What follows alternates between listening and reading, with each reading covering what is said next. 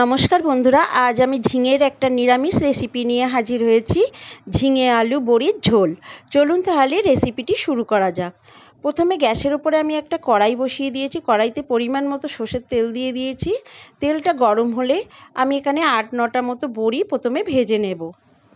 বড়িটা একটা লাল কালার চলে এলেই বড়িটা তুলে রেখে দেব। দেখুন বড়িটা ভাজা হয়ে গেছে, এবারে তুলে রেখে দেব।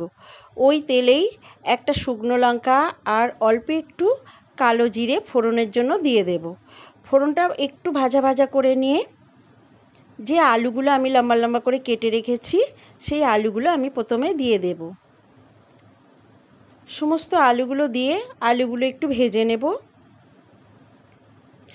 আলুগুলো ভাজার সময় অল্প একটু হলুদ দিয়ে দেব, দিয়ে আলুগুলো ভেজে নেব। আলুগুলো বেশ খানিকটা ভাজা হয়ে গেছে। এবারে আমি একটা টমেটোর হাফ এখানে কুচি করে রেখেছি, সেই টমেটোর হাফটা কুচি করা টমেটোটা দিয়ে দেব। দিয়ে টমেটোটা আলুর সঙ্গে একটু কষিয়ে নেব। টমেটোটা কষানো হয়ে গেলে অল্প একটু আদা আমি গ্রেট করে রেখেছিলাম, সেই আদাটা দিয়ে দেব। গ্রেট করে আদাটা দিয়ে সমস্ত কিছু ভালোভাবে কষিয়ে নেব। দেখুন সমস্ত কিছু ভালোভাবে কষানো হয়ে গেছে। এবার গুঁড়ো মশলাগুলো দিয়ে দেব। 1/2 টিস্পুন হলুদ গুঁড়ো, 1/2 টিস্পুন লঙ্কার গুঁড়ো আর 1/2 টিস্পুন জিরে গুঁড়ো দিয়ে আবার একটু ভালোভাবে কষিয়ে নেব সমস্ত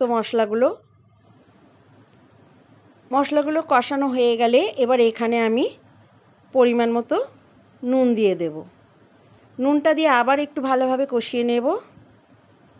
এই রান্নায় মশলাটা যত বেশি কষানো হবে তত বেশি রান্নাটা খেতে ভালো লাগবে। মশলাটা কষানো হয়ে গেলে আমি এখানে 3টে চেরা কাঁচা লঙ্কা দিয়ে দিলাম। চেরা কাঁচা লঙ্কাটা দিয়ে আবার একটু কষিয়ে নিয়ে এবারে যে কেটে রাখা ঝিঙেগুলো আমি দিয়ে দেব। ঝিঙেগুলো প্রথমে দিলে তাহলে মশলাটা কষানো যেত না, তাই মশলাটা কষিয়ে নিয়ে আমি ঝিঙেগুলো এখানে দিতে হবে। ঝিঙেটা দিয়ে বেশ অনেকক্ষণ নাড়াচাড়া করে ঝিঙেটা যতক্ষণ না নরম হয়ে যায়। এবারে এখানে আমি ঝিঙেটা দেখুন নরম হয়ে গেছে, 1 চা চামচ চিনি দিয়ে দেব। চিনিটা দিয়ে আবার ভালোভাবে একটু কষিয়ে নেব।